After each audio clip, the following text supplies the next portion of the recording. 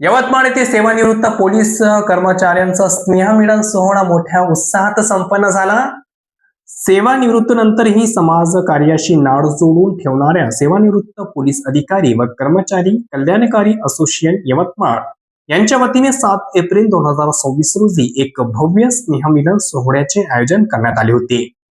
Medical चौक येथील celebration हॉलमध्ये पार पडलेल्या या कार्यक्रमात कर्तव्याची जाणीव आणि सामाजिक बांधिलकीचे दर्शन घडले. कार्यक्रमाचे अध्यक्षपद सेवानिवृत्त पोलीस उपअधीक्षक सदाशिव भालेराव यांनी भूषविले, तर प्रमुख अतिथी म्हणून यवतमाळचे अप्पर पोलीस अधीक्षक अशोक थोरात, जिल्हा कोषागार अधिकारी राहुल रावकर आणि उपकोषागार अधिकारी प्रवीण चव्हाण उपस्थित होते. तसेच निमंत्रित अतिथी म्हणून सेवानिवृत्त पोलीस अधिकारी दयाराम चव्हाण आणि प्रकाश हिंगमिरे यांची विशेष उपस्थिती होती.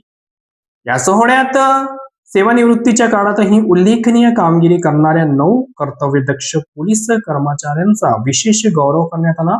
यामध्ये प्रामुख्याने पांडू तात्या कौरासी, पांडुरंग शेलारे, प्रल्हाद गवई, गणपत गिनगुले, सुभाष वांढरे, ईश्वर रामटेके, गुलाबराव घोडाम, गजानन मडावी आणि सयाजी कवडे या मान्यवरांसह सुमारे 50 विधवा माता भगिनींचा शाल, श्रीफळ आणि साडी चोळी देऊन सन्मानपूर्वक गौरवण्यात आला आहे. यावेळी या असोसिएशनचे अध्यक्ष गुलाबराव पंधरे, दयानंद बनसोडे व त्यांच्या संपूर्ण टीमने हा कार्यक्रम यशस्वी करण्यासाठी विशेष परिश्रम घेतले. या कौटुंबिक स्नेहमिलन सोहळ्यामुळे निवृत्त कर्मचाऱ्यांमधील जिव्हाळा वाढलाच, पण समाजातील पोलिसांची प्रतिमा अधिक उंचवण्यास मदत झाली आहे.